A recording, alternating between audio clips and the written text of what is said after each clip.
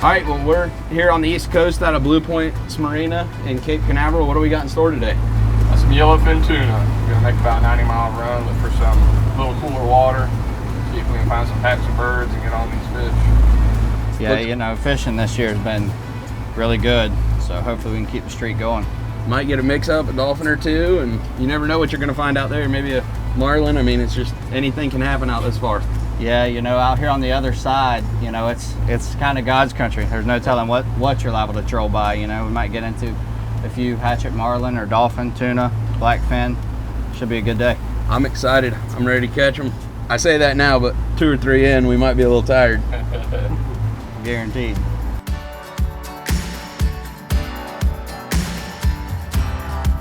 Fish on, fish on. Reel that thing, B. I'm reeling, son. That's a tuna.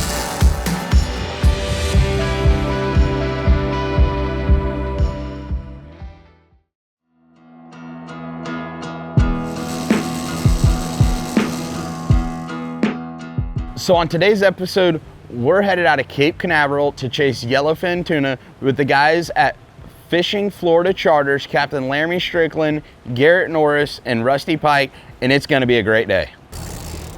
Well, boys, we tight. Every rod we got hooked up within 45 seconds. That's what it's all about right there. Found a big pack of birds on this color change, and we tight. Yeah, you know, we just got out here to where the water changed temperatures a little bit. This one ain't very big. That one's just steady going, son. Yeah, that's a big one right there. Nice blackfin start to the day.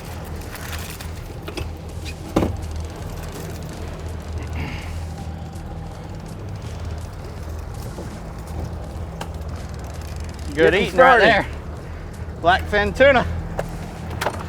This is definitely a yellowfin. I don't really want this one. Thought we weren't gonna rod holder them, B.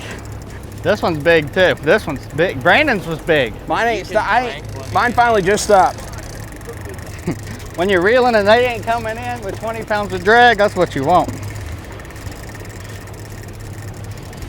Mass chaos at the first stop. That's how we like it. So I really didn't know what to expect. I've caught some tunas and I've been on a tuna bite. I've never really seen that full bore, crazy, just pure chaos tuna fishing. And when we set out on our first spot, all the rods went off and it was nuts. We were having to untangle lines. The fish were going every direction. It's just like nothing you've ever done before. I mean, everyone's screaming at each other and trying to communicate to not break these fish off, because if your lines cross, puts that tension and snaps it. So you really have to be paying attention when fighting these yellowfins. So the guys over at Fishing Florida Charters, they fish on the East Coast and West Coast, but in the springtime, they're chasing the yellowfin tuna every single day. They know where they're gonna be. They know how to follow the water temperatures. They know what they're doing, and I'm not really worried about catching fish today. All right, so basically what we did, we run out of Port Canaveral and we come on the other side over here. And these tuna, they like temperature changes and stuff. So we come out here and we've been in like 80, 79 degree water temp all morning. And we finally got right here and it got down to 78. And first pack of birds we come to, there was tuna blowing up on top, and made one pass to them. I think I'm over you, Garrett. Every rod we had went down. We got 4 big yellowfin on right now. This is a big one right here. That's what mine just took off right at the boat. All right, where's our clients to reel these in? Yeah.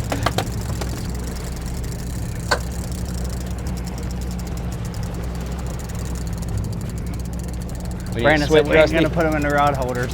Put that thing under your arm of that grouper rod, Brandon. Here you go, Rusty. I might have to slide. All right. I'm right here by the motors. Ready? Yeah, boys. Woo! Big Sir! That's what I'm talking about, baby. Bloodbath time. When you're chasing these tuna and you get a gaff in a couple of these fish, it's like a murder scene. There is blood everywhere, all over you, all over the boat. Places you didn't think blood can get, it gets, especially if you have multiple fish flopping around on the deck at the same time. So chasing these big yellowfins over on the East Coast is a really run and gun fishing. We're looking for birds, we're watching the radar. Once we get on them, we're trolling around the edge of them. It's very fast paced. And when you hook one, most of the time you hook multiple. It is pure chaos. That's what I'm trying to get out. I can't flip the thing. Yeah, boys! Yes, sir! Hell yeah. So what he's doing here, guys, is bleeding this fish, get all that blood, and make that meat real nice. Big key to making these tunas taste better. So we're about 15 minutes into the fight here. We landed 2 nice ones, and we got 2 really big fish on, but we got a tangle up. And that's the main reason you're using mono, right? Is to keep the tangle ups from breaking off, right? Yeah, definitely. You know, when these tuna bite, you know, they're all in a big school, so they all kind of intertwine and swim together, and one, you know, strips drag more than the other one, and you get the tangle. So when you troll with this mono, you know, it allows it to run together instead of cut. This is the 100-pound Momoy Diamond, as strong as ever. So we get out to where we're going, we find our first bird pack, and we put out the spread. We're trolling 4 to 6 rods. Well, we pull on the first set of birds, and all 4 rods buried down, and it was on. I think we ended up landing 3 of the 4. I mean, it was just, it never happens like that. And from there on out, we knew it was gonna be a special day. We're making ground now. Go on.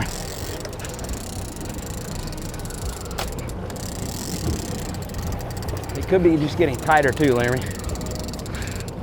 It's wrapped so many times. No, we're going the right way. It's got 20 more wraps on it. Garrett, come here. Well, I needed to take a break. We've been at him at about 20 minutes and I already caught one doing the old switcherooski on him. Trying to get this tangle out at the moment. They wrapped us up really bad, but they feel like pretty big fish. That's definitely got to be the right way, huh? Yeah, it's definitely getting smaller. I'll be ready when it is so I can put this thing in the rod holder. Diamond Momoy mono is really, really strong. I mean, we had it wrapped up 20, 30 times and it didn't cut. So that's just a good thing to have strong line, leader, all the right components to catch these big fish. This sucker's going back to Canaveral again. There we go. Got oh my gosh, I got the long one. Well done. Nice job, boys. Dude, are you kidding me? Dumping. Mine's like, okay, here, now we can pull. Mine's scoping down deep. That's what you want.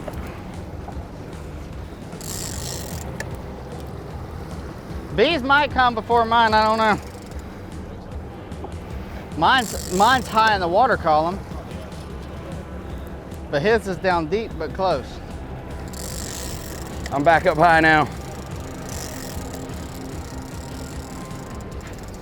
See mine on top? There's bees right there closer than mine.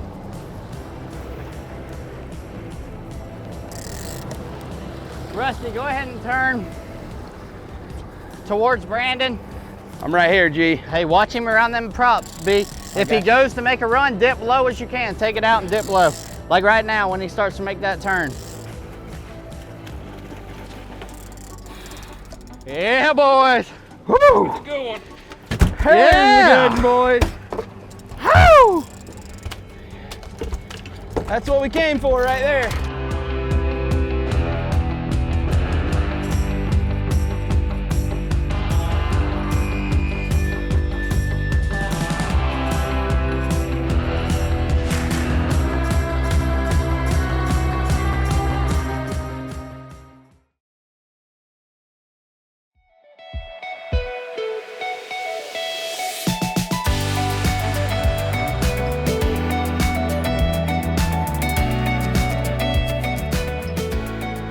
So that morning, as we're headed out of Cape Canaveral and headed out of the inlet, these guys are really dialed in. They're looking at their charts, they're looking at the water temperatures, they're finding that break. Even a 3 to 4 degree different is what they're looking for. And that's where we headed first. And as soon as we showed up, the birds were there, life was there, the bait was there, the fish were blowing up. But really, once you get in that zone where you think they're gonna be, you tune up your radar, you find the birds, and you get on the fish. These bigger fish will drop down deep, do death circles. This is a really nice fish right here. I don't know who's more tired, him or me.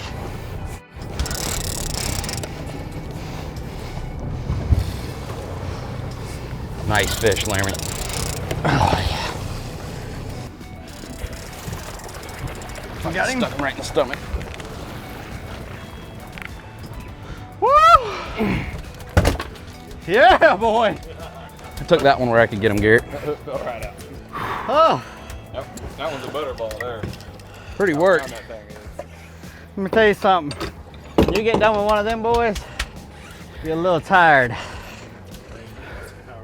I don't think you can go to the gym and get that right there. Pretty work. So we're fishing on a 41C Hunter today, the new cat hull, and we're cruising anywhere from 45 to 55 miles an hour. We're getting to the fish very fast. We're almost the fastest boat out there. We're seeing a lot of sport fishers and smaller boats. Getting there fast and getting on top of those birds before anyone else does was key for us. So we would run and gun, we would really hightail it to those fish, put out our spread, and get bit. So we just got on this next bird pack, and I see that the birds are moving a lot and you're moving a lot. What are you trying to do exactly? Well, the birds broke up a little bit. I'm trying to let them regroup. When they get back together, we're going to try to put the baits right in front of them. So you want the birds working to you at all times? Yeah, I don't want to cut right through the birds. I want to keep them on my side, let them group back up, let the tuna push the bait up to the top, and then try to put our ballyhoo right in front of them. Then we all know what happens from there. Chaos. So when you're out there tuna fishing and you find a weed line or something like that, there's a variety of fish you can catch. Sailfish, marlin, big mahi, triple tail. And today we did find some big mahi on a weed line. Most of these tuna guys are trying to stay away from the weed lines because they don't want their plugs getting hung up in there. But if the tuna bite's slow, you always have something to fall back on. Right there, coming into the spread. Come, get ready. Over here. He just shot right here. Got him on right there. Push it up.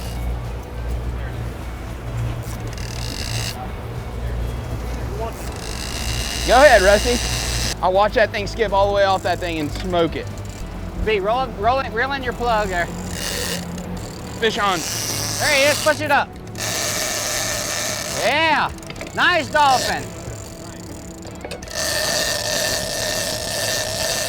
Garrett, I got this rod right by the motors right here. Real fast, B, real fast. I'm trying. Faster, faster, boy.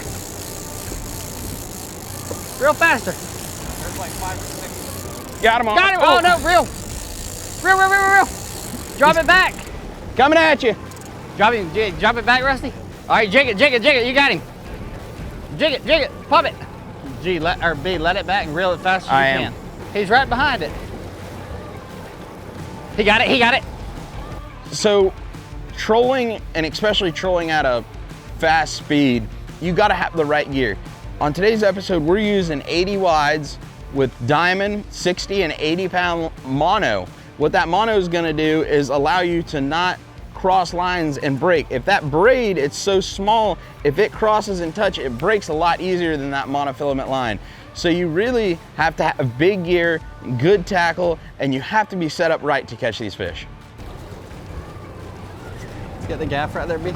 For this guy, I'm gonna bail him. You're gonna bail him. Yeah.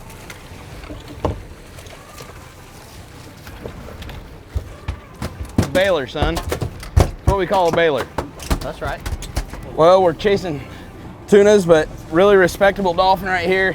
Great eating fish, fun to fight. They jump all the time. I mean, they're just fun fish to battle. So Laramie and Garrett and the guys over at the Pike operation, Fishing Florida Charters, they're my buddies here. I fish with them out of Crystal River all the time. And we travel all the way to the East Coast just so we can go out there and chase those yellowfin tuna, because there's nowhere even close to here that we can do that. We didn't see very many boats all day. It was just a perfect day to go catch these tuna, and we travel over there a lot to do this. The most rewarding part of this whole entire battle is when you see that color. You get to fish 20 feet below the boat. You know the battle is almost over. But that's the most important part of the fight, when that fish gets close to the boat and you can get a gaff in them. I mean, but when you get them there, it gives you that last little bit of strength you have left, and you just pump as hard as you can to get that fish to the surface. Big bull, baby. Y'all reel them in fast. Yeah, we were just reeling them in to move spots and had a big old dolphin come in and eat it right at the boat. Nice gaffer. Look at that sucker all lit up. Lit up.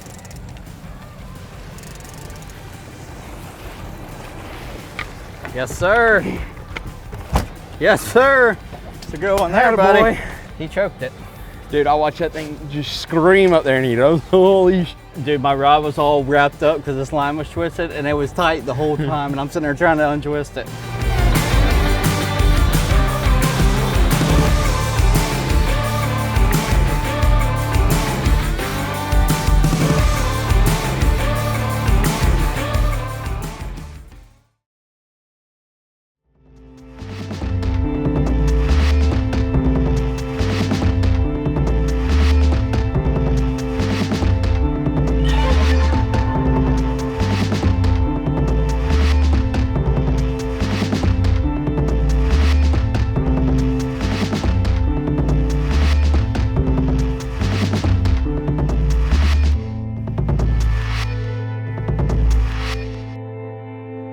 So on today's episode, we had a couple different techniques that we were using. We had the lures, and then we had the feathers and ballyhoos and stuff like that. What is your favorite techniques for catching these yellowfins? Oh, you know, man, there's definitely two keen techniques. You have the Mad Maxes, which we troll short, you know, when it gets to deeper tuna. Usually it gets bites. And then we troll handler sea witches on the other 4 rods. Usually we run 4 rods and 2 rods off the back like we did during the show. You know, and that's usually the best thing for us. And we ran a couple different color schemes until we figured out what was working best. I know there we have the black and purple, but we also use the pink and white. And you're rigging those on a 12-aught mustad with 100-pound diamond fluorocarbon. Yeah, you know, all you're doing, you're taking this sea witch, you know, running up the line, then you're chin weighting a ballyhoo to troll behind this.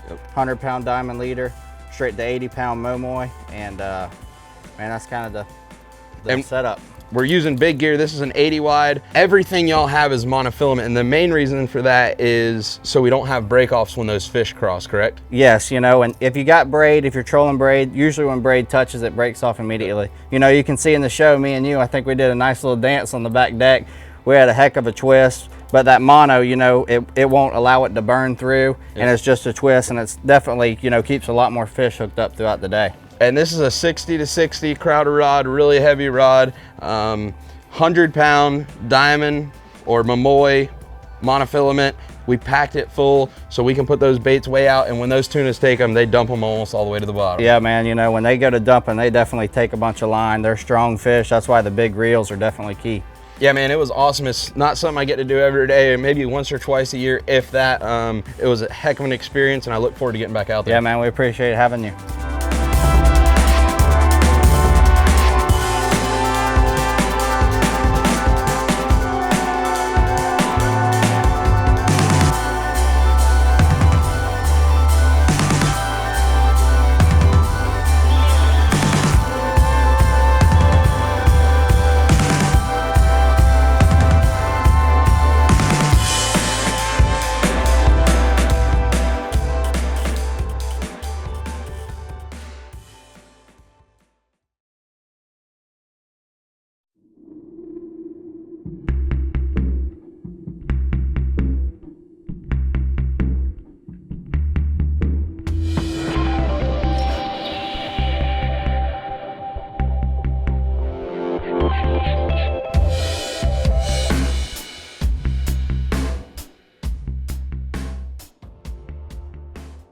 So on a normal tuna trip that I've done before, I've been out there and I've done it, and I've caught some smaller 20 to 40-pound tunas, and I kind of knew what to expect. But when we hooked into those 60 to 80-pound fish, I mean, it was totally different than what I thought. I mean, it was pure power behind them, and you really had to grind to get that fish in. I mean, you'd be burning 15, 20 minutes in, and you just got to keep going and keep tension on that line. It's something you'll never experience anywhere else. There we go, got him on right here.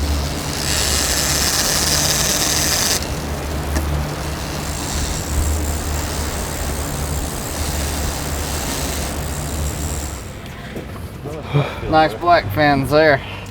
Well, boys, Boat flipping B.